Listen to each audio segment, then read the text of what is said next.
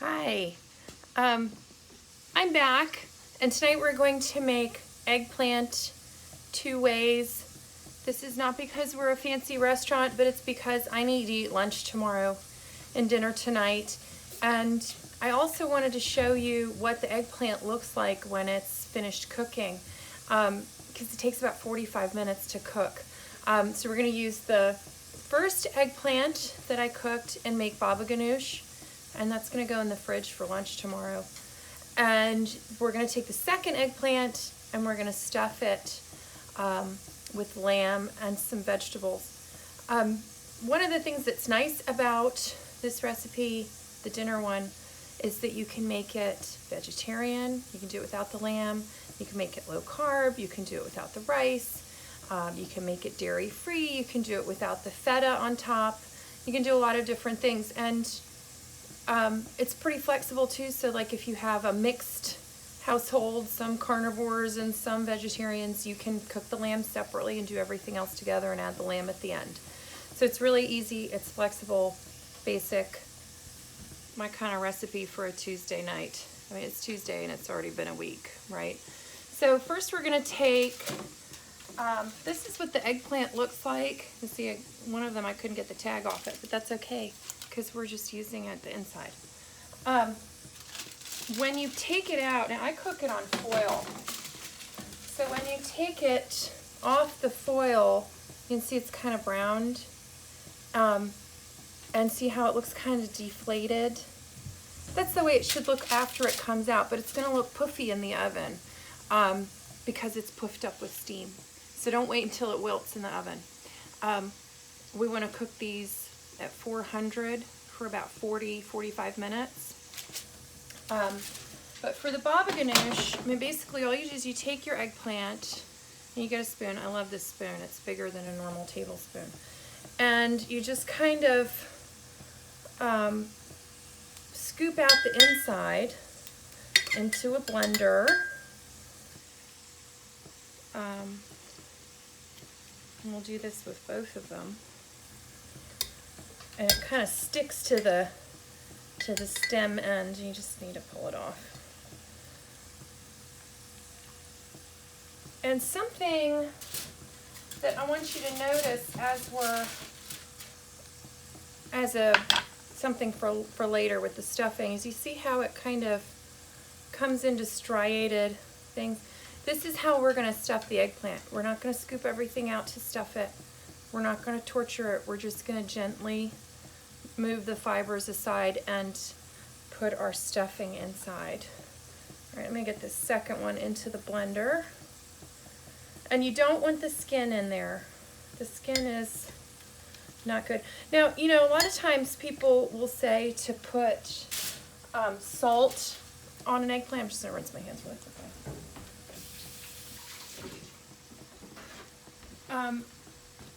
In this day and age, eggplants are not as bitter as they used to be.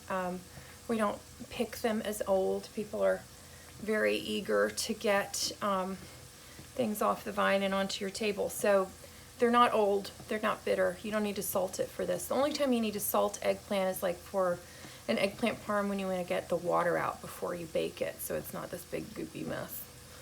So that's that. I've got over here, just sort of, since we are making dinner too, I've got some lamb, some ground lamb, and some finely diced onions in sort of a big skillet that I can put a lid on, because that's going to be done before our eggplant's done. And in fact, before I start assembling our baba ganoush, I'm going to cut this second eggplant. We just do it lengthwise. And we put a little olive oil on the pan, on the foil, and then we just put it in, cut side down on the oil, and put it in the oven, and set it for 400, which I should have done before, but it was feeling kind of hot in here. I don't know about you, but it's been a nice day here today. It was almost 60. So the next thing we're going to do with our baba ganoush, and our lamb is fine just cooking like that, for a few minutes. We're gonna smash a couple garlic cloves. Now, baba ganoush is a little different than hummus in that you want to treat it a little more gently flavor-wise. You don't want to overwhelm the taste of the eggplant. You know, 1, maybe 2 garlic cloves are okay. And I just put these in whole because they're going in the blender. I just am smashing them to get the skins off. The other thing we need is lemon juice. And again, you don't need a ton of lemon juice. You need about half a lemon, the juice of half a lemon. This is a really big lemon. And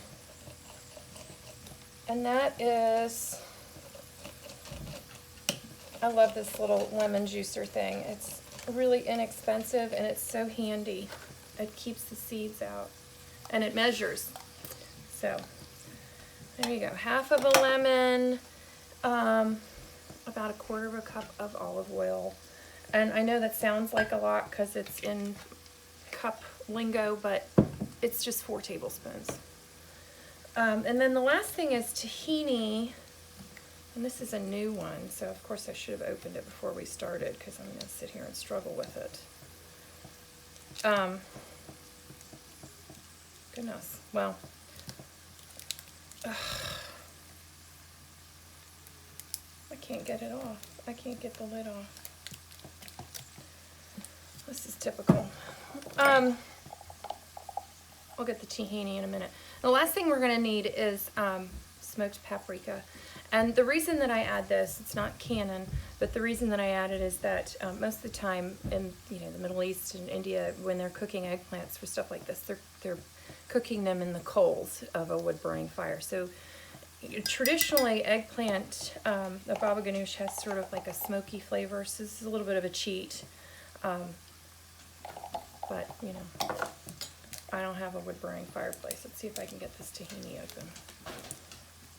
I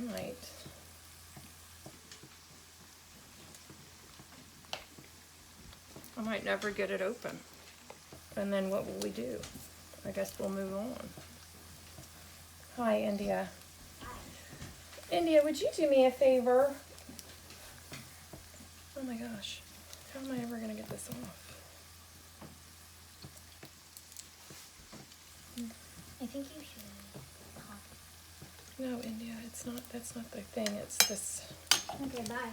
Bye, honey. I need like needle nose pliers to get the damn tahini open. Anyway, we're not going to do that. So, what you would do if you could get your tahini open would be to put 2 tablespoons, maybe 1, and then whiz this up in the blender. I'm going to move on. I'll figure this out after I get the rest of this done. But then you just kind of whiz it up in the blender, stop, scrape it down, whiz it again for another couple minutes, and then you have baba ganoush. I'm now going to work on our dinner. So I've got a pound of ground lamb and a cut up onion in this pan. I also have my spices, which at least this I've opened in advance. So I've also got some smoked paprika in here. I have about half a teaspoon of smoked paprika, a teaspoon of cumin, a half a teaspoon of ground coriander, which is the seeds to cilantro, right? And then about 1/8 of a teaspoon each of cinnamon and allspice, and about 1/4 teaspoon of ground cardamom. And we're going to put this in the olive oil because we want to have those aromatic compounds heat up in direct contact with the pan so that they toast a little bit and they get a little aromatic and elevate their esters. You know, again, traditionally you toast the spices whole and then grind them, but I don't have time for that. I don't think nobody's got time for that. So let's just let those toast for a minute. Then we're gonna add some minced garlic. Again, just a couple tablespoons. We're not trying to smoke anybody out here. We're just adding flavor. And the garlic needs, just to cook a little bit. You don't want to burn it. Burned garlic is gross. you know, roasted garlic is nice, but burned garlic is different. And then the next thing I do is just add a can of diced tomatoes. And these are the petite diced ones. I like those better for stuff like this, where you're gonna be eating it. And for this, I put it in with the juice. This is one of the kinds that's a low sodium in, you know, its own juices kind of thing. I'm gonna give that a little stir. And now this lamb is gonna be done before the eggplant. So we'll probably just let that simmer for like 10-15 minutes. And then I'll probably cover it, turn off the heat, and just, you know, have my little cocktail hour for, you know, 15 minutes. And, you know, assemble it all once the eggplant is out of the oven, and even let it cool a little bit so it's easier to handle the eggplant. And you can do that kind of moving aside thing with forks, but just there's no reason to rush. And then there's some other options again, like you can add some rice to it. I seem to always have, like, you know, some leftover rice lying around. You can add some fresh oregano and dill. I think, you know, fresh oregano is amazing. It tastes like nothing else. Certainly not like the dried stuff in the pizza place shaker. That's really good and really goes with lamb well.